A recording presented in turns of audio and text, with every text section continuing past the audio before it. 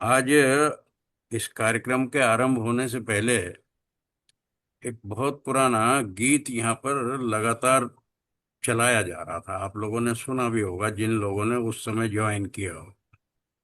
जाग उठा है आज देश का भारत, आज देश का वह सोया अभिमान। बंधुआ, आज की जो परिस्थितियां हैं हमारी वर्तमान की, ऐसा लगता है कि वो गाना एक प्रकार से इस समय सार्थक और मूर्त स्वरूप हो रहा है।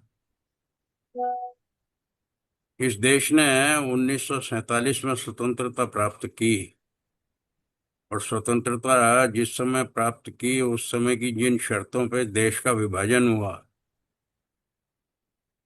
वो हम सभी लोग उस समय अपने शैशव काल में थे, क्योंकि 47 हमारा सबका जन्म लगभग उसी समय में 40s के आसपास में हुआ। तो हम लोगों को तो समझ नहीं थी, लेकिन हमारे पेरेंट्स को और हमारे जितने भी घर के और बड़े रहे होंगे, उनके मन में एक आशा जगी थी कि अब ये देश सारे सब प्रकार की आपदाओं से मुक्त होगा। ये हिंदू और मुसलमान के आधार पर देश का बंटवारा हुआ है, और ये नाम देश का हिंदुस्तान पहले से ही था, वही नाम सुरक्षित है।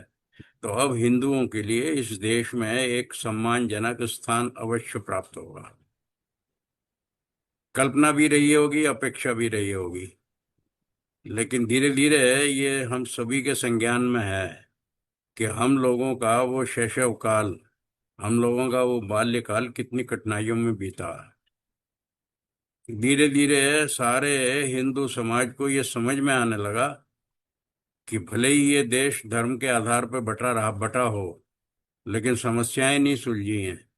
क्योंकि उस समय की जो तात्कालिक सरकार थी, उस तात्कालिक सरकार ने एक प्रकार से हिंदू समाज के साथ एक घोर षड्यंत्र किया। उन्होंने सारे मुसलमान जितने पाकिस्तान में हिंदू रहते थे, उनके यहाँ से तो वहाँ के लोगों ने उनको सबको खदेड़ दिया। जो नहीं आए वहाँ से उनका पता भी नहीं है, क्योंकि 12 या 13% उस समय थे, आज वहाँ 1% है। और भारत के अंदर जिन मुसलमानों ने 1946 में एक रेफरेंडम हुआ था कि कितने लोग मुस्लिम समाज के ऐसे हैं जो पाकिस्तान चाहते हैं, तो हम सबको ये सुन के एक आश्चर्य होगा कि उस समय के जितना भी मुस्लिम समाज है उसके 96% लोगों ने उसके पक्ष में अपना मतदान दिया था कि हम सब पाकिस्तान चाहते हैं।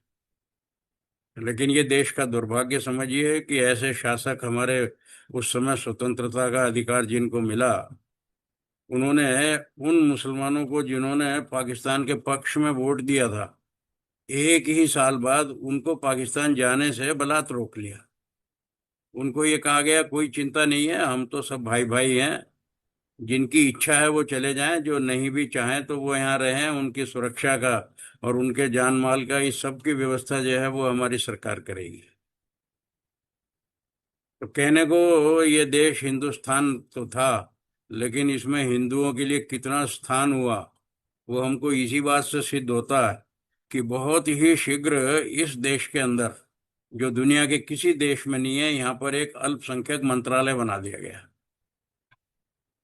दुनिया के अंदर में प्रजातंत्र की परिभाषा में ये होता है कि वो जो है वो बहुमत की सरकार होती है,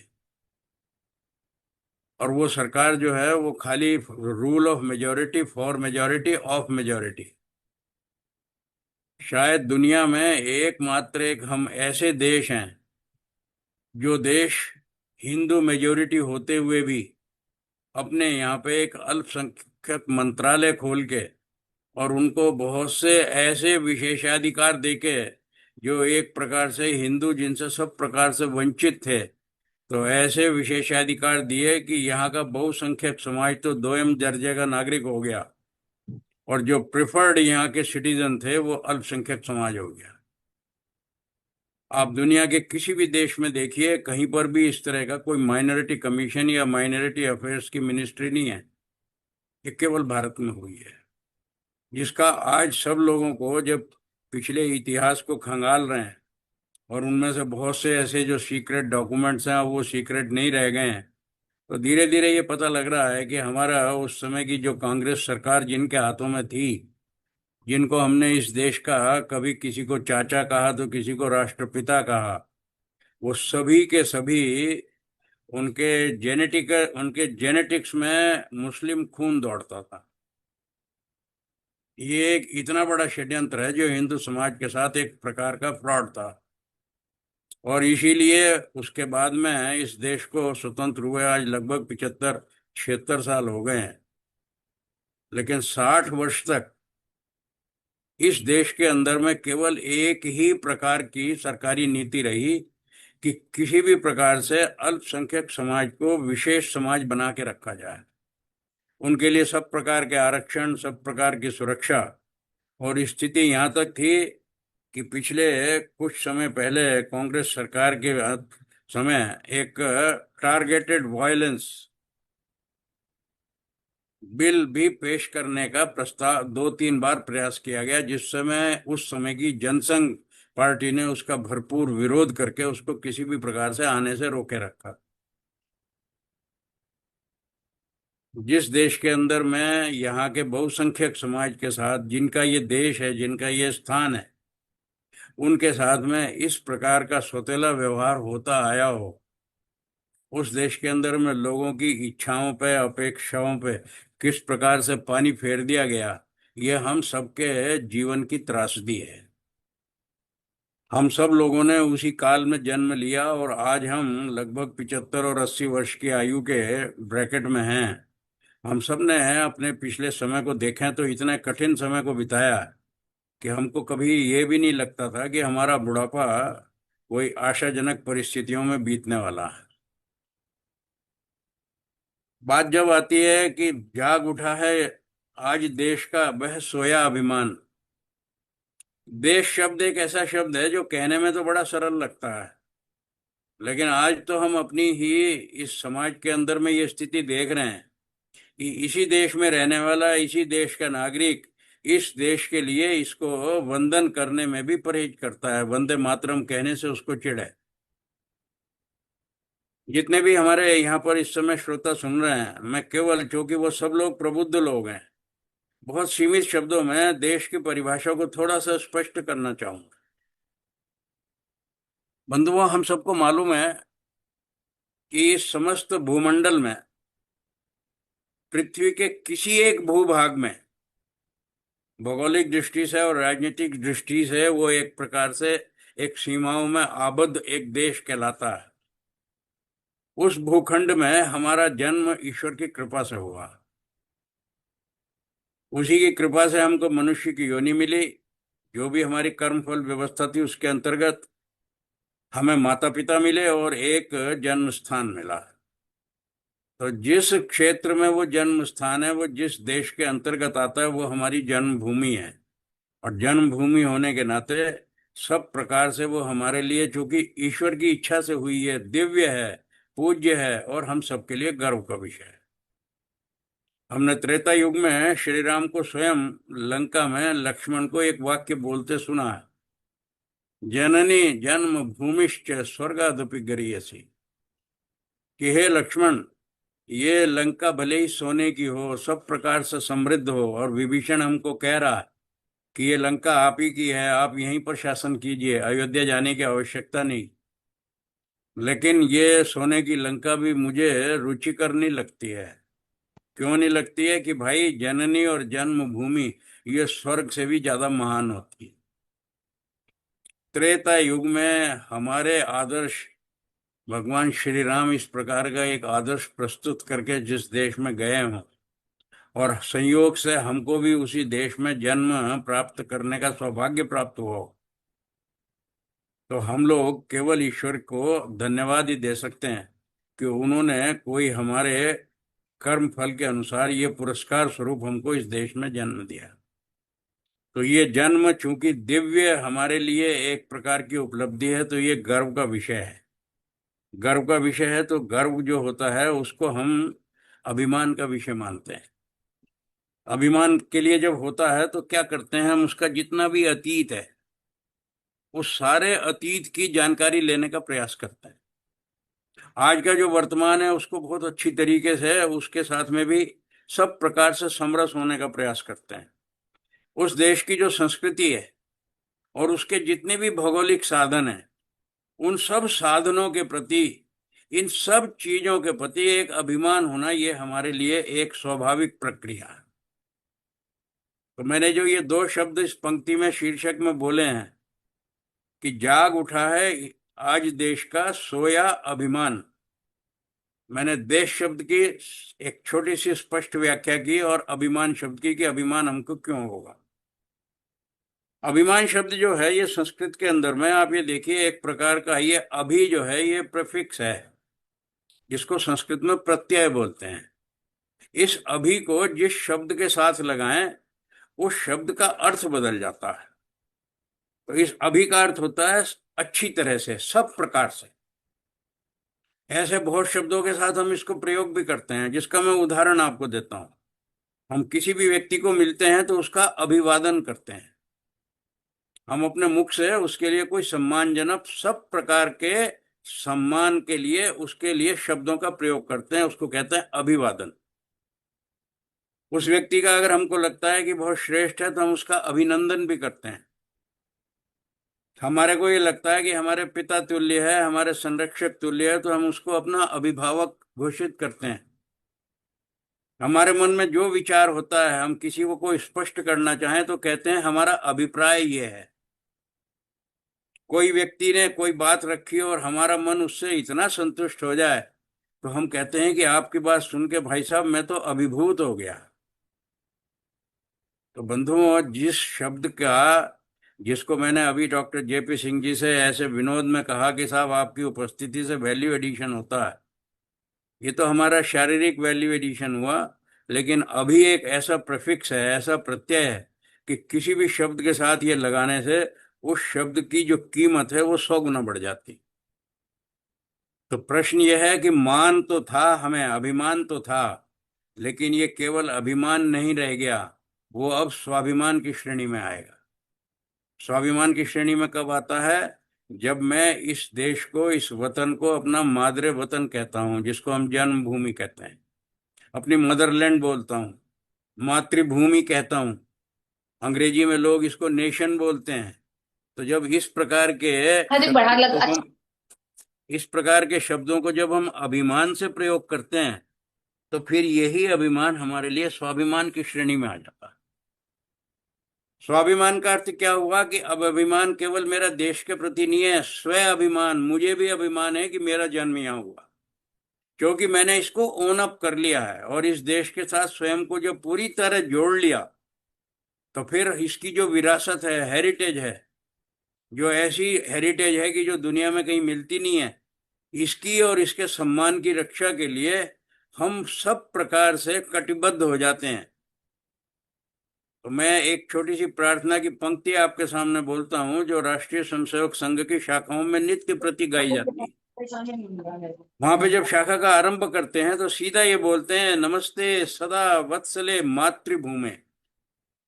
क्या किया हमने? मातृभूमि का अभिवादन किया और उसका साथ में अभिवादन करके सब प्रकार से उनका नमन किया। अगली पंक्ति हम क्या बोलते हैं? इमे सादरम त्वाम नमामो वयम। हम सारे लोग इसका बहुत सादर से इसका सम्मान करते हैं। ये क्या किया हमने? अभिनंदन किया। फिर एक पंक्ति और बोलते हैं जो एक प्रकार का हमारे मन का एक प्रकार का संकल्प होता है। उस पंक्ति में कहते हैं, त्वदीयाय कार्याय वद्धा कटियम। कटी कहते हैं कमर को। तेरे ही कल्याण के लिए, तेरे ही हर कार्य के लिए हमने अपनी कमर को कस लिया है। यह है हमारी शपथ। ये शपथ क्या करती है? ये हमको ये कह रही है कि हमें इस देश पे जिस पर अभिमान था, अब ये हमारे स्वाभिमान का विषय हो गया है, तो इसको हर प्रकार से समृद्ध, शक्तिशाली और आत्मनिर्भर बनाना, ये हमारे जीवन का लक्ष्य हो गया। और जब ये लक्ष्य हो गया तो हम एक छोटी सी पंक्ति और बोलते हैं जिसके हम सब लोग आदी हैं। हम बोलते हैं, स्वावलंबी स्वाभिमानी देश बनाना है। बंधुओं, इन तीन शब्दों से हमको आज के विषय की भूमिका स्पष्ट हो गई कि मैं आपसे आज किस विषय में बात करने वाला। हमको कोई संदेह नहीं है कि ये भारतवर्ष, ये भारत भूमि, भरतखंड, ये हमारा देश है, ये हमारी जन्मभूमि है। इसकी विरासत, इसकी संस्कृति, इसके पूर्वज, इसकी जो कुछ भी इसके साथ है जुड़ा हुआ, उस सब का हमको अभिमान है। और ये केवल अब मेरे अभिमान का विषय नहीं रह गया, ये मेरे स्वाभिमान का है कि अगर इसके ऊपर किसी भी प्रकार की कहीं से जरा सी भी आंच आती है तो उसके लिए मैं अपने जीवन को आहूत करने में भी एक क्षण के लिए संकोच नहीं करूं। अब ये हुआ कि ये हमारा देश है क्या। इस देश का थोड़ा सा अतीत को बहुत जरा से ब्रीफ में देखें। ये अतीत जो देश है, इस देश के बहुत नाम बदले हैं। जो हमारा सबसे प्राचीन नाम है, जो हमारे सतयुग से आरंभ होता है, त्रेता युग में था, द्वापर युग में था, इस देश का नाम आर्यवर्त था। और ये साधारण इतने से ही भौगोलिक सीमाओं का भूखंड नहीं था। इसकी भौगोलिक सीमाएं आज के लगभग जितना ये हमारा ये मध्य एशिया है, जिसको हम मिडिल ईस्ट बोलते हैं, और इसके अलावा जितना ये एशिया है, हमारा पूर्व का भाग है, ओरिएंटल कंट्रीज, इसका अधिकांश भाग इस आर्यावर्त की सीमाओं के अंदर आता था। और आर्यावर्त का जो भी नरेश होता था वो चक्रवर्ती सम्राट इन सारे देशों के साथ में या तो उनके अपने अंतर्गत या उनके साथ मैत्री संबंध के नाते एक फेडरेशन के रूप में, कॉमनवेल्थ के रूप में इस पे राज्य करता था। इस देश का प्रत्येक वासी आर्य कहलाता था। आर्य केवल इसलिए कहलाता था कि आर्य इस देश की मूल पहचान है, ये आर्यों का देश था, आर्यावर्त। और वेद एकमात्र हमारे धर्म ग्रंथ थे जो संपूर्ण इस मानव जाति को कल्याण के लिए ईश्वर ने ऋषियों के माध्यम से प्रकाशित किए, एक प्रकार से कोड ऑफ कंडक्ट, कि सारी मनुष्य जाति को किस प्रकार से किस धर्म का निर्वाह करना। तो ऐसी वैदिक मान्यताओं वाला हमारा जो ये देश, ये प्राचीनतम संस्कृति थी। दुनिया की संस्कृतियां मिट गई, ये संस्कृति आज भी जीवित है, जिस भी हालत में है। आज स्थिति तो हमारी दयनीय है, लेकिन जिंदा तो हैं। अधिकांश संस्कृतियां तो समाप्ति हो गई हैं, उनके तो चिन्ह भी नहीं रह गए हैं। वो केवल इसलिए है कि हमारा ये जो संस्कृति है, ये 12 स्तंभों पे टिकी हुई थी, आज भी टिकी हुई है। ये 4 पुरुषार्थ पे टिकी है, ये 4 आश्रमों पे टिकी है, और ये 4 हमारे जो हमारे वर्ण आश्रम है उन पे टिकी हुई है। तो 4 वर्णाश्रम, 4 पुरुषार्थ, 4 ये आश्रम, जीवन के 12 स्तंभ पे टिका हुआ ये सुंदर भव्य भवन, ये आज भी किसी ना किसी रूप में, खंडर के रूप में ही सही, विद्यमान तो है। पर इसके खंडर को देख के ही इसकी भव्यता का अनुमान लगता है। तो ये देश, उसका जब हम इतिहास में जाते हैं तो ये विश्व गुरु कहलाता था। विश्व गुरु इसलिए कि सारी दुनिया के अंदर कहीं पर विश्वविद्यालय नहीं थे। विश्वविद्यालय थे तो केवल भारतवर्ष में ही थे। तक्षशिला का और नालंदा का नाम तो हम लोग बहुत अच्छी तरह जानते भी हैं। इसके अतिरिक्त अन्य कितने ही विश्वविद्यालय थे, दुनिया के सब स्थान से विद्यार्थी पढ़ने के लिए आते थे। इसलिए हम एक प्रकार के सारी दुनिया के लिए ज्ञान के केंद्र थे। साथ में समृद्धिशाली इतने थे कि सोने की चिड़िया कहलाते थे। बस ये सोने की चिड़िया कहलाना ही इस देश का सबसे बड़ा अभिशाप सिद्ध हुआ। किन परिस्थितियों में हुआ, उन परिस्थितियों को भी हमको थोड़ा सा जानना है। जब हम जानेंगे जब ही हमको पता लगेगा कि इस देश का अभिमान और स्वाभिमान को चोट कहाँ लगी है। सतयुग और त्रेता और द्वापर, इन युग की तो अपनी जो विलक्षण उपलब्धियां थी उन सबको हम बहुत अच्छी तरह जानते हैं, हमको कुछ बताने की आवश्यकता नहीं है आज के व्याख्यान में। क्योंकि आज के व्याख्यान का हमारा विषय जो है वो बिल्कुल इसके साथ ही जुड़ा हुआ है कि आज जो कलयुग में जो भयंकर परिस्थितियां उत्पन्न हुई हैं, और इसके अंदर में जितने भी हमारे संघर्ष के बाद में आज हम जिस स्थिति में भी दिखाई दे रहे हैं, हम एक ऐसे अब एक सीमित भूखंड के देशवासी होके रह गए हैं जिसका मस्तक भी फटा हुआ है, दोनों भुजाएं भी कटी हुई हैं, उसके वक्ष पे भी घाव है, सारा शरीर उसका इस प्रकार से समझिए रक्त रंजित है कि हर व्यक्ति जो उसके अंदर रह रहा है वो भी किसी भी प्रकार से सुख और आनंद का अनुभव करने की स्थिति में नहीं रहा।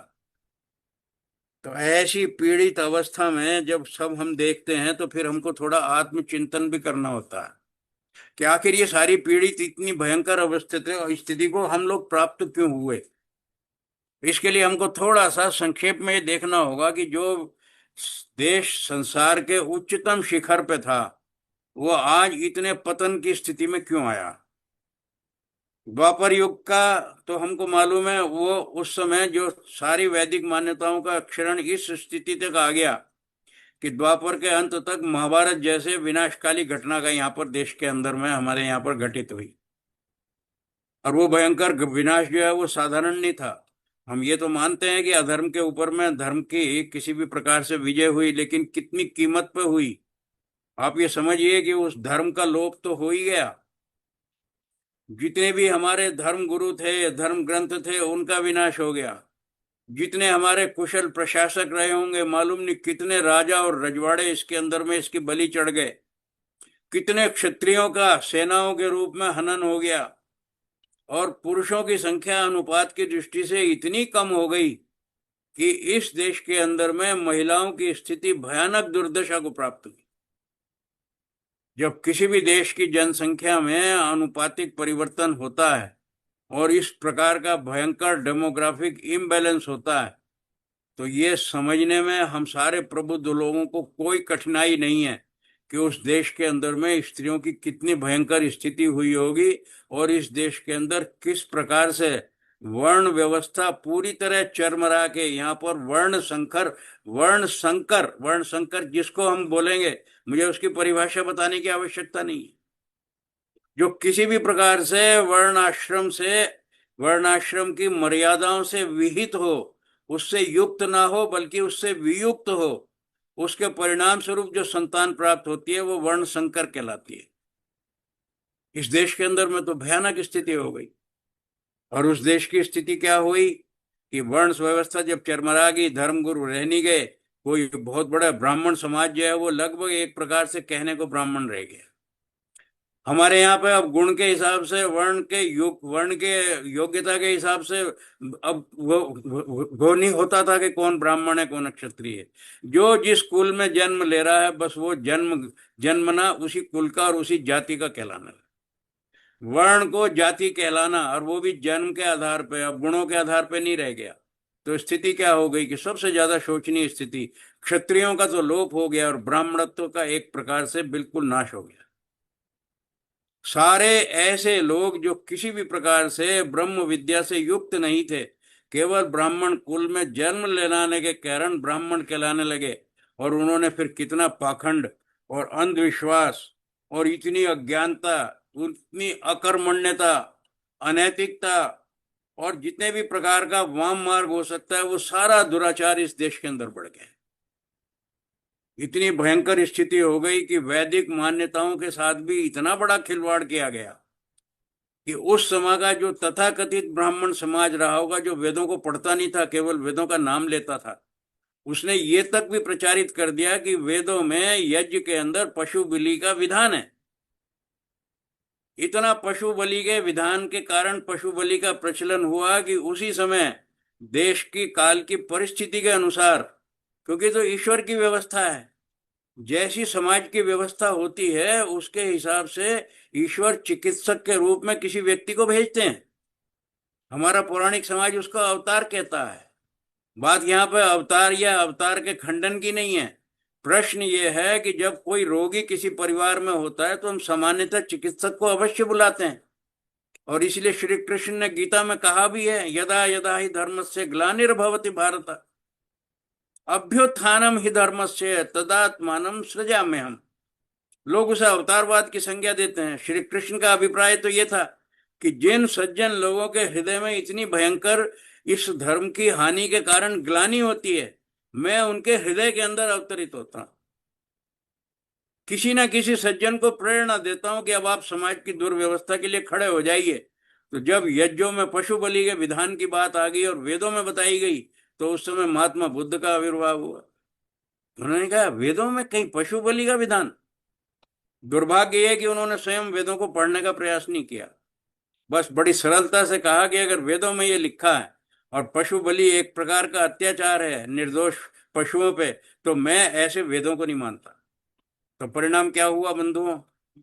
एक सुखद परिणाम हुआ, एक दुखद परिणाम हुआ। सुखद परिणाम ये कि इस देश के अंदर अहिंसा का बहुत बड़ा प्रचार हुआ। धर्म के जितने लक्षण हैं उसमें अहिंसा भी एक आता है। लेकिन हम सारे लक्षणों में से एक ही लक्षण पे अगर इतना अतिरेक कर दें तो हमको मालूम है excess of everything is bad. तो हमारे उस काल के अंदर में बौद्ध मत के अनुसार क्षत्रिय तेज का तो लोप हो गया और अहिंसा का इतना भयंकर प्रचार हुआ कि सम्राट अशोक जैसा जो प्रतापी राजा था, उसने भी सारी सेनाओं को डिसबैंड करके उनको भिक्षु बना दिया। उसके बाद में जिन मत आया। प्रश्न क्या हुआ? अहिंसा का प्रचार तो हुआ, क्षात्र धर्म का, क्षात्र तेज का इतना लोप हो गया, इतना भयंकर लोप हो गया, और नास्तिकता का प्रचार हो गया कि वेदों में अगर ये लिखा है और ईश्वर के बनाए हुए वेद हैं, हम ना ईश्वर को मानते हैं ना वेद को मानते हैं। तो अब आप ये देख लीजिए, तीन काम हो गए। अहिंसा हो गई, वो अति की सीमा पर हो गई। क्षत्रिय समाज समाप्त हो गया, नास्तिकता का प्रचार हो गया। तो फिर उस सारे समाज की सुरक्षा के लिए ईश्वर ने शंकराचार्य को भेज दिया। शंकराचार्य ने पुनः इस सनातन धर्म को पुनर्प्रतिष्ठित किया, आस्तिकता का प्रादुर्भाव किया। वो सब कुछ तो हुआ, लेकिन एक भयंकर बहुत बड़ा जो इस देश के साथ अभिशाप हुआ कि उन दिनों में जब क्षत्रिय तेज समाप्त हो गया, तो विदेशियों ने, जितने भी हमारे ये मध्य एशिया के लुटेरे, उस समय इस्लाम के जितने भी शासक थे, कोई तुर्क कहलाता था, कोई मंगोल, कोई मुगल, उन सब ने धीरे धीरे, ये सोने की चिड़िया थी, उन्हें विश्व गुरु से कोई लेना देना नहीं था, क्योंकि वो पढ़े हुए खुद नहीं थे, खुद जाहिल थे, ना पढ़ाई से उनका कोई लेना देना। लेकिन हाँ, सोने की चिड़िया ये देश था, तो माल का उनको लालच था। उन्होंने धीरे धीरे यहाँ आक्रमण करने शुरू किए। क्षत्रियों का यहाँ पहले ही विनाश हो चुका था, अहिंसा के पुजारी हो गए इस देश के अंदर, उनका किसी ने विरोध ही नहीं किया। विरोध नहीं किया तो क्या हालत हुई है? सिंध से लेके राजा दाहिर को मारने में भी हमारे ही लोगों ने उन मुगलों की सहायता की, और वो धीरे धीरे बढ़ते बढ़ते सारे देश के अंदर आते थे, लूट के चले जाते थे। और केवल लूट के ही नहीं जाते थे, उनको लगा कि इस देश में तो बहुत अच्छा है, यहाँ तो कोई विरोध करने वाला ही नहीं है, जो मर्जी ले जाओ। उन्होंने यहीं के लोगों को मुसलमान बनाना शुरू कर दिया। 1000 वर्ष तक इस देश ने उस भयंकर त्रासदी को केवल इस छद्म अहिंसा की परिभाषा के कारण अभिशप्त होके झेला, क्योंकि वेदों में तो अहिंसा की परिभाषा बिल्कुल अलग लिखी है। उसमें ये लिखी है कि हम स्वयं से किसी की हिंसा ना करें। हिंसा का मतलब केवल मारना ही नहीं होता है, मनसा, वाचा और कर्मणा, तीनों प्रकार की कोई हिंसा हम नहीं करें।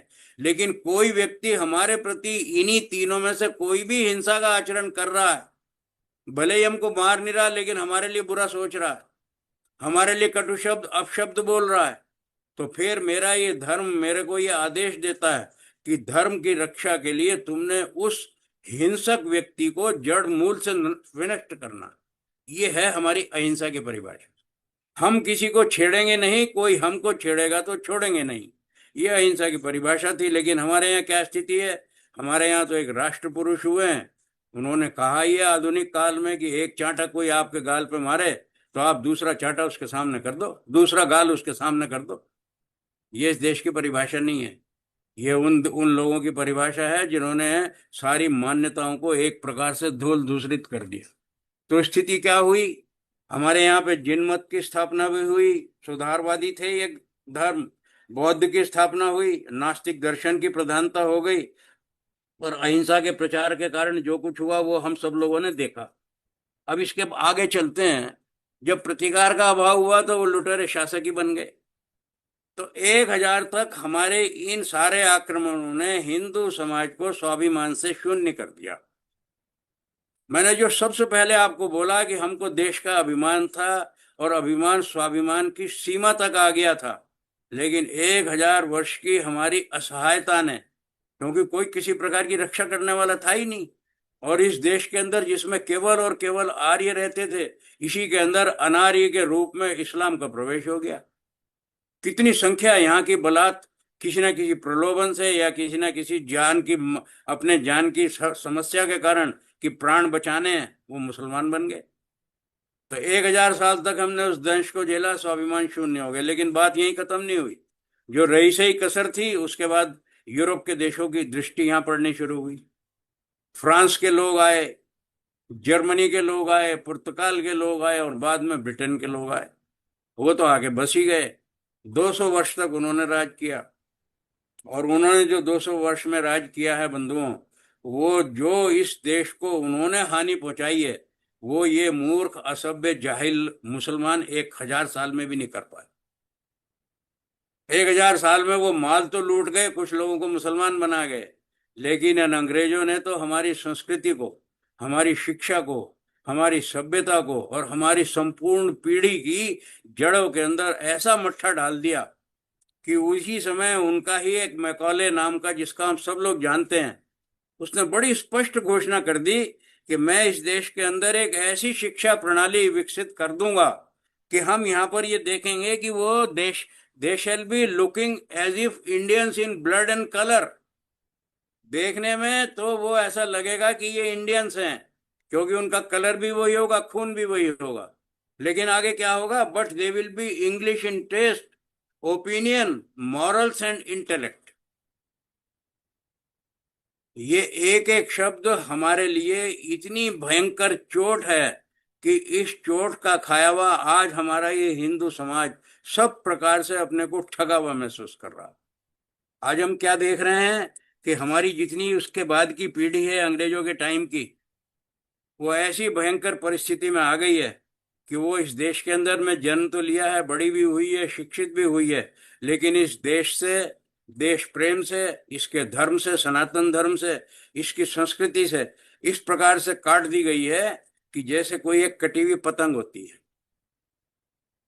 और हमको ये मालूम है कि कटी हुई पतंग तो जड़ वस्तु है, लेकिन जब वो किसी के पुरुषार्थ से, जमीन पर खड़े हुए व्यक्ति के पुरुषार्थ से एक धागे की डोर के माध्यम से आसमान के शिखर को छूती है, वो केवल जब तक छूती है कि जब तक उसकी डोर जमीन पर खड़े हुए किसी व्यक्ति के हाथ में सुरक्षित होती है। और जिस क्षण वो डोर कट जाती है तो वो कटी हुई पतंग उस व्यक्ति के भूखंड पे होते हुए भी उसकी आंखों के सामने देखते देखते आकाश से गिर के जमीन पे लूट ली जाती है। आज हमारी देश की यही तो परिस्थिति है। हमारी पीढ़ी हमारे सामने अंग्रेजी सभ्यता ने लूट ली, और आप और मैं जितने भी लोग बैठे हैं, हमारी सबकी समान पीड़ा है। शब्द मैं बोल रहा हूं, हृदय आपका है जो ये इस बात की गवाही दे रहा है कि एक एक शब्द सही कह रहा हूं। आज हमारी सबकी पीड़ा क्या है? आज हमारी ये पीड़ा है कि हमारी जो नई पीढ़ी है उसको आप देखिए, भाषा के अंदर अंग्रेजी बोलने में वो बहुत बड़ा गर्व का अनुभव करती है, स्टेटस सिंबल हो गया। भूषा, वेशभूषा, अंग्रेजी वेशभूषा, ये हमारे लिए एक बहुत बड़ा एक प्रकार का फैशन हो गया। पुरुषों का जितना है महिलाओं का उससे भी बहुत ज्यादा है। वस्त्र पहनना पहले हमारे लिए आभूषण था, वस्त्र ना पहनना हमारी सभ्यता का लक्षण हो गया। हमारा व्यवहार, हम गुड मॉर्निंग करते हैं, गुड नाइट करते हैं, नमस्ते करना भूल गए हैं। अपनी जितने भी अभिवादन के हमारे संबोधन थे उनको छोड़ते जा रहे हैं, और अंग्रेजी के अंदर में उन सारे अभिवादन को, हैंडशेक को, उनको हम अपनाते जा रहे हैं। हमारा चिंतन, हर बात का चिंतन, हमारे जितने भी लोग, हम लोग जो पढ़े हैं, आप और मैं ही याद करें, जब हम अपने कॉलेज के डेज में थे, लगभग ये 1960s की बात है, 70s की बात है, हम जितने भी प्रोफेशनल किसी भी उसको एग्जाम को पास करते थे तो अंग्रेजों के लिखे हुए उन ग्रंथों को पढ़ते थे। मैनेजमेंट पढ़ते थे तो अंग्रेजों की, इकोनॉमिक्स पढ़ते थे तो उनकी, कॉमर्स पढ़ते थे तो उनकी, साइंस पढ़ते तो उनकी। हर चीज ऐसी है कि जो दुनिया का विश्व गुरु देश था वो आज इतना दरिद्र हो गया कि वो सारे विधाओं के लिए अंग्रेजी जो लेखक हैं उनके ऊपर निर्भर रहता था। आप और मैं भी सब उसी के पढ़ के लिख के हुए ग्रेजुएट और पोस्ट ग्रेजुएट हुए हैं। ये हमारा अतीत है। लेकिन हमारा एक भाग्य है कि हमारे माता पिता ने हमको हमारी संस्कृति की डोर से बांधे रखा, और हम जैसे लोग उससे बंधे भी रहे, इसलिए आज उस पीड़ा को अपने हृदय में व्यक्त कर रहे हैं। लेकिन आज की पीढ़ी को आप और मैं बांधने में सक्षम नहीं है, हम चाहते हुए भी किसी भी प्रकार से, क्योंकि सामाजिक मर्यादाएं कम होती जा रही, और सामाजिक मर्यादाएं ऐसी हो गई हैं कि पहले तो शिक्षक से बच्चे डरते थे, आज तो स्थिति बिल्कुल भिन्न हो गई है। आज तो शिक्षक अपने विद्यार्थियों से डरता है। जब इस प्रकार की परिस्थिति हो गई तो हमारा क्या हो गया? अंग्रेजों की नकल करना ये हमारी सभ्यता का एक पर्याय हो। और मैं एक छोटी सी बात अपनी पीड़ा को व्यक्त करने के लिए कहता हूं, आप और मैं उसमें सब दोषी हैं। आप भी अपने हृदय पर हाथ रख के कहिएगा कि आप कितने दोषी हैं। हम लोग व्हाट्सएप का प्रयोग करते हैं, सोशल मीडिया में कितने लोग हैं जो संदेश को हिंदी में लिखते हैं? गिनती के हाथ उठेंगे। एक इंदू जी ने हाथ उठाया है, बाकी और हाथ उठाने वाले मैं गिन रहा हूं, दानी जी ने उठाया है, और भी हो सकता है 5-7 हमारे भाग्यशाली होंगे लेकिन अधिकांश भाग्यशाली नहीं होंगे जो हाथ उठाने का आज भी नैतिक साहस नहीं रखते होंगे। और अगर कोई हिंदी में लिखता भी है तो वो सोनिया गांधी की इंग्लिश में हिंदी में लिखता है। वो सोनिया गांधी की जो रोमन इंग्लिश है वो भी कमाल की है। बात हिंदी की लिख रहे हैं और लिख रहे हैं इंग्लिश की स्क्रिप्ट में। मैंने ये बात एक बड़े लाइट वेन में कही है, हल्के मूड में। लेकिन जो लोग इस विषय को, इसके मर्म के, इसकी पीड़ा को समझ रहे हो, वो मेरे जैसे व्यक्ति के हृदय की व्यथा को समझ के इसको अपने आचरण के अंदर में किस प्रकार से संशोधन करें, इस पर गंभीरता से विचार करें। ये मेरा विनम्र अनुरोध है। अब बंधुओं, एक बात आती है कि जब हम 47 के अंदर में आजाद हो गए तो हमारे यहाँ एक प्रजातांत्रिक व्यवस्था हो गई। अब प्रजातांत्रिक व्यवस्था क्या है कि प्रजा में अधिकार उनको एक मत के रूप में दे दिया गया। हर व्यक्ति को, वयस्क को एक मत का अधिकार है कि वो अपनी मर्जी से तय कर सकता है कि शासक किसको चुनेगा। लेकिन क्या कभी ये प्रयास किया गया 60 वर्षों में कि मत का अधिकार देने के लिए उनको पर्याप्त प्रशिक्षण भी दिया जाए? बिना किसी प्रशिक्षण के किसी भी व्यक्ति को आप अगर अधिकार दे देंगे, आप बिना प्रशिक्षण के रिवॉल्वर का लाइसेंस देके उसको रिवॉल्वर भी दे देंगे लोडेड, उसके बाद में क्या परिणाम इस समाज में होने वाला है, ये हमारी प्रजातांत्रिक व्यवस्था में प्रत्यक्ष रूप से हमारे आंखों के सामने हुआ। 60 वर्ष के अंदर इस प्रजातंत्र की वो मखौल उड़ाई गई है, इतनी भयंकर मखौल उड़ाई गई है कि जो हमारे लिए एक इतना बड़ा शस्त्र था, वो शस्त्र बजाय अब समाज के कल्याण के लिए, हमारे ही आत्मघात के लिए हमारे ही ऊपर उपयोग हुआ। जो लाखों करोड़ों का एक वोट था, जो सोने के और हीरे के तुल्य था, वो पीतल के दाम पे बिकने लगा, कौड़ियों के भाव में लुट गया। तो परिणाम क्या हुआ? हमारी जो पढ़ी लिखी पीढ़ी है वो प्रजातांत्रिक व्यवस्था से विमुख हो गई, इलेक्शन में ध्यान नहीं देती है।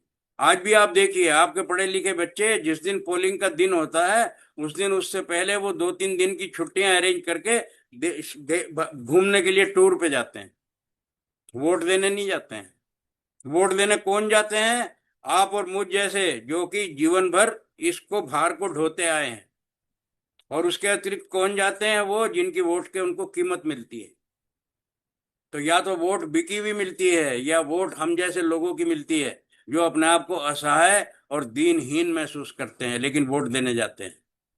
तो इस प्रजातांत्रिक व्यवस्था का मखौल किस सीमा तक हुआ, हम लोग आज तक देखते आ दिए हैं। चुनाव के बाद आता है कि कितना मतदान हुआ, 50%। कितना हुआ, 45%। दिल्ली जैसी राजधानी के अंदर 45% मतदान हुआ है पिछले चुनाव में। इसका मतलब यह है कि इस प्रजातांत्रिक व्यवस्था में, इस देश के हिंदू समाज में, जो यहाँ का मुख्य बहु समाज है, बहुसंख्यक, उनके 55 लोग वोट देने नहीं गए, 45 लोग वोट देने गए। तो बताइए, प्रजातांत्रिक व्यवस्था क्या चरमरा नहीं गई? तो यहाँ का जो मूल निवासी है बहुसंख्यक, अपनी ही मूर्खता के कारण, अपनी ही उदासीनता के कारण, और फिर राजनीतिक भ्रष्टाचार के कारण, उनके द्वारा शोषण के कारण, इसी देश का मूल निवासी होके भी, बहुसंख्यक होके भी दोयम नागरिक के रूप में जी रहा है।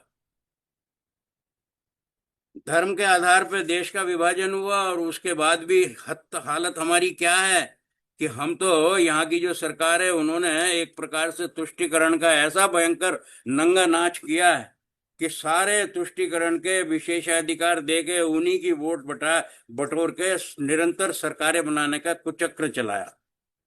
लेकिन बंधुओं, हमेशा देश ऐसा नहीं रहता।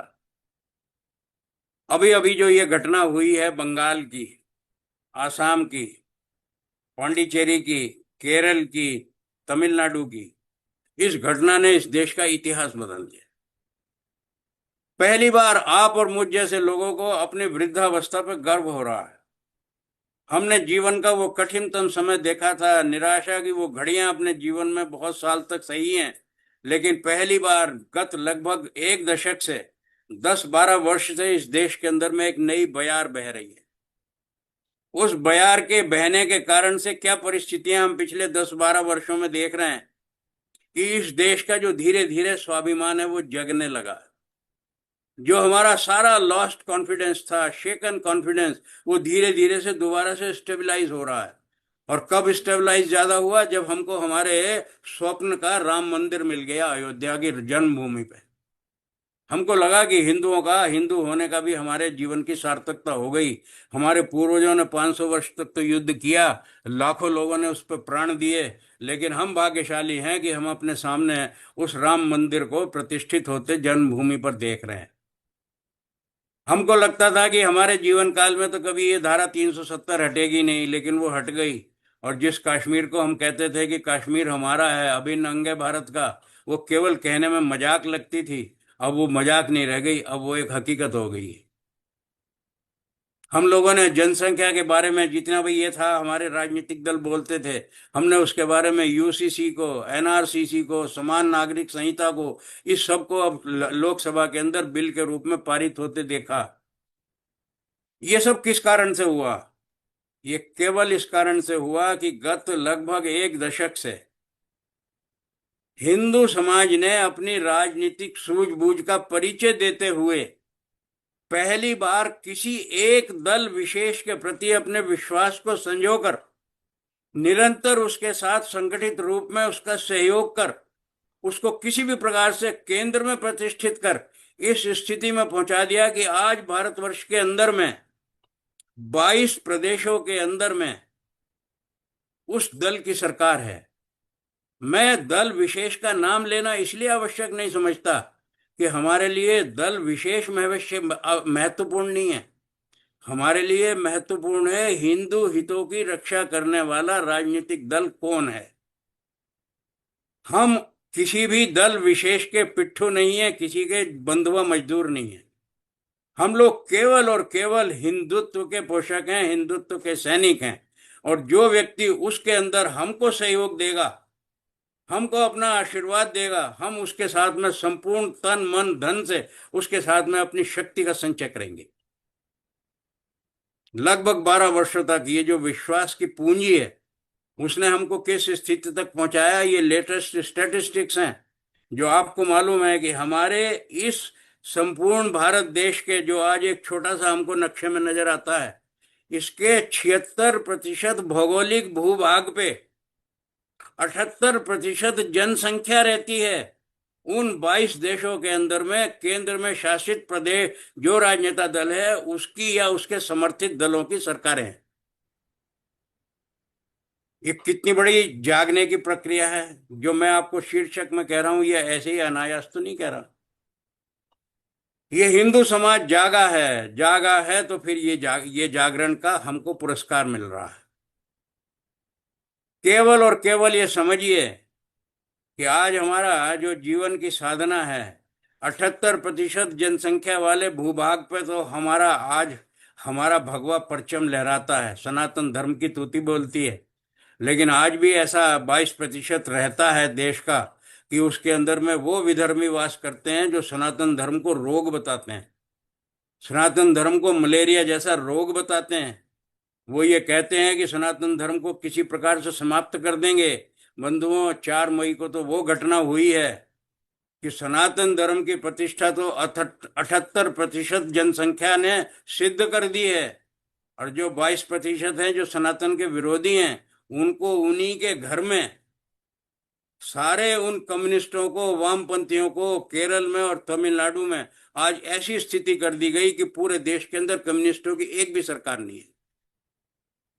तो सनातन भक्तों की आज क्या स्थिति है और सनातन के शत्रुओं की आज क्या स्थिति है, आपकी और मुझसे छिपी नहीं है। ये 4 मई की घटना ने ऐसा भयंकर इस देश के अंदर परिवर्तन लाया कि हमारी तो ये प्रौढ़ावस्था सकारत हो गई और हमारे देश की जो युवा शक्ति है उसके अंदर में एक नई चेतना का संचार हो गया।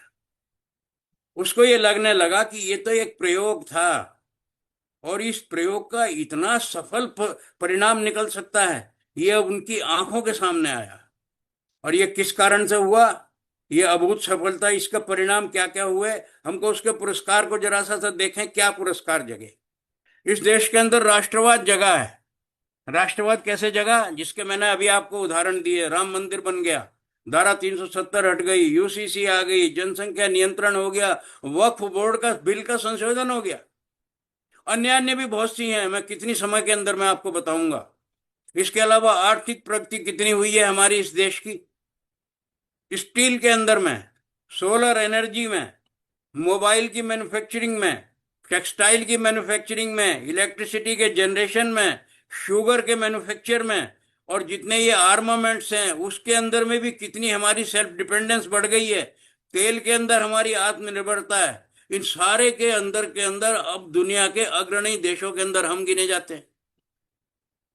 सामाजिक प्रगति हमारी किस सीमा तक हुई है? नक्सलवाद का सफाया हो गया है।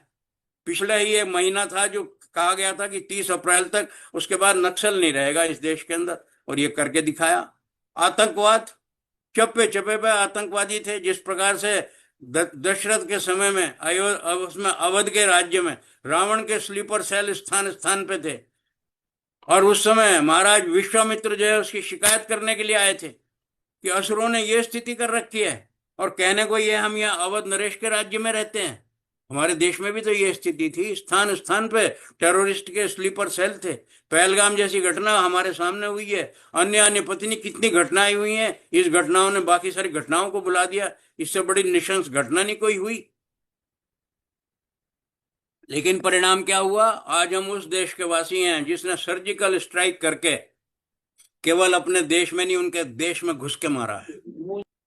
आतंकवाद पे जो आज अंकुश लगा है, उस अंकुश के ऊपर में जो सील लगी है बंधुओं, ये बांग्लादेश और आसाम का जो सीमावर्ती, जो हमारे ये सीमावर्ती प्रदेश हैं, तो हमारा वेस्ट बंगाल जो बांग्लादेश के साथ जुड़ा हुआ है, हमारा जो असम बांग्लादेश के साथ जुड़ा हुआ है, अन्य अन्य जितने भी देश हैं सीमावर्ती, उनके अंदर में आसाम और बंगाल में जो आज जो स्थिति हुई है, उसने तो सारी दुनिया का नक्शा बदल दिया। आज सारे दुनिया के देश हतप्रभ हैं कि इस देश के अंदर में ये हुआ क्या है। जिस ममता जी को ये समझा जा रहा था कि उनकी जड़ें पाताल में चली गई हैं, और ये साधारण बात नहीं थी। बंगाल का इतिहास देख लीजिए, देश जब से आजाद हुआ है 1947 से, उससे भी आज तक वहां पर या तो कांग्रेस की सरकार रही, या कम्युनिस्टों की सरकार रही, या तृणमूल की रही। भाजपा के जो जनसंघ के संस्थापक डॉक्टर श्यामा प्रसाद मुखर्जी की जन्मभूमि है, जन्म प्रदेश है, उस प्रदेश के अंदर भी जनसंघ को या भाजपा जैसे राजनीतिक संगठन को कभी एक सीट भी ढंग से नहीं मिली है। केवल पिछले चुनाव में कुछ मिली हैं, जो टीएमसी के ही लोग आए इनके साथ जुड़ के, और 70 सीट का हमको एक भ्रम हो गया। लेकिन उस भ्रम ने एक देश के अंदर में ऐसी भयंकर आशा का संचार किया कि इस बार के चुनाव के अंदर में इन राष्ट्रवादी शक्तियों ने, जिसका प्रतिनिधि हमारे प्रधानमंत्री और गृह मंत्री करते हैं, और बड़े मुखर रूप से करते हैं, और समस्त केंद्र की सरकार करती है, उन्होंने जो भयंकर पुरुषार्थ करके वहां के समाज के अंदर में जो आत्मविश्वास और जो अभयता का वातावरण पैदा किया। अभय क्या है? पहले चुनाव के बाद में कितना भयंकर वहां पर नरसंहार हुआ, महिलाओं के साथ कितना भयंकर वहां पर दुर्व्यवहार हुआ, उससे वहां का आम जो व्यक्ति था वो वोट देने से जाते हुए भी कतराता था। आज किन परिस्थितियों के अंदर में वहां पर वोट हुआ है, और उस वोट के बाद में जो परिणाम हुआ है, तो उसकी जो परिस्थितियां है, उसका परिणाम क्या है? आज हम भारत जो वर्ष है, अभी अभी एक गणना कहीं से आई थी, मैंने पढ़ी है इकोनॉमिक टाइम्स के अंदर, कि 25 देशों में चौथे स्थान पे भारतवर्ष कहलाता है।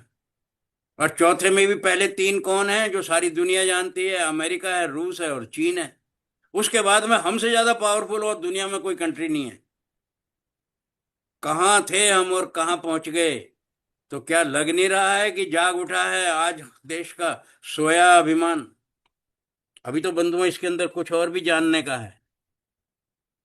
आपने ये देखा कि जो ये एक दशक का जो हमारा ये लगभग जो ये हमारा भयंकर राष्ट्रवाद के ज्वार का जो आंदोलन चल रहा है, इसने जो 4 तारीख को वहां पर जो ये इतिहास रचा है, इसके अंदर में केवल 2 बिंदु महत्व के हैं। वो बता के मैं अपने वक्तव्य को समाप्त करने की ओर ले जा रहा। कोई इसके अंदर में रॉकेट साइंस नहीं हुई है। क्या हुआ है? ये पहली बार इस हिंदू समाज के अंदर में घटित हुआ है कि जो हिंदू समाज इतना बटा हुआ है जातियों में, कि हमारे बाबा बागेश्वर धाम जो युवा एक सन्यासी है, वो बड़े पीड़ा से इस बात के लिए कहता है कि इस देश में हिंदू है कहाँ। इस देश के अंदर हिंदू होता तो क्या हिंदू देश यहाँ पे कोई तो ब्राह्मण है, कोई क्षत्रिय है, कोई वैश्य है, कोई दलित है, कोई सिख है, कोई जैन है, कोई बौद्ध है, हिंदू कहाँ है। हिंदू तो इस देश में एक भी नहीं मिलता। जहां ये स्थिति हो कि जनगणना का जब आकलन हो तो ये बताया जाता है कि इस देश के अंदर मुसलमान इतने प्रतिशत हैं, ईसाई इतने प्रतिशत हैं, पर जब हिंदुओं का प्रतिशत आता है तो मानदंड बदल जाते हैं। तो हिंदू नहीं प्रतिशत बताया जाता, ये बताया जाता है कितने इसके अंदर में दलित हैं, कितने इसके अंदर में क्षत्रिय हैं, कितने इसकी ये हैं। जितने भी भाग हो सकते हैं हिंदू समाज के, उतने भाग के अंदर हमारी जनसंख्या का प्रतिशत बताया जाता है। कितना बड़ा दुष्चक्र और कितना बड़ा षड्यंत्र है हमारे हिंदू समाज को जनसंख्या के माध्यम से बांटने का, जिसके लिए हमारे राजनीतिक दल कहते हैं कि राजनीतिक वो उस पे धर्म के आधार पे, जाति के आधार पर जनगणना होनी चाहिए। ये पहली बार इस देश में हुआ है कि हिंदू समाज जो 5 उंगलियों में बटा हुआ था, पहली बार मुट्ठी के रूप में आया है। सारे जाति भेद को भुला के, सब प्रकार के मतभेद को भुला के, और संपूर्ण हिंदू समाज ने 100% मतदान करके एक ऐसा ऐतिहासिक कीर्तिमान बंगाल में स्थापित किया है, और आसाम में भी लगभग उसके निकट, कि 95% एवरेज मतदान हुआ, जिसको हम 45% के आदी थे। 95% मतदान हुआ तो फिर स्थिति क्या हुई? वही हुई जो स्थिति आप और मैं चाहते थे। तो 2 बिंदु उभर के आए हैं। हिंदू समाज ने अपने को हिंदू के रूप में प्रचारित किया और संगठित किया। दूसरा, मतदान के अधिकार के महत्व को पहली बार समझा। इस बार उसका मत जो है कौड़ियों के मोल नहीं बिका है। इस बार उसके मत ने वो स्थिति की है कि एक ये सामान्य, एक बहुत बड़ा सिद्धांत इस समय हो गया कि ballot is mightier than bullet. पहले लोग बुलेट वाले थे, वो बुलेट वाले हार गए और बैलेट जीत गया। और सारे बुलेट वालों की जो स्थिति अब हो रही है वो केवल आपके बैलेट के कारण हो रही है।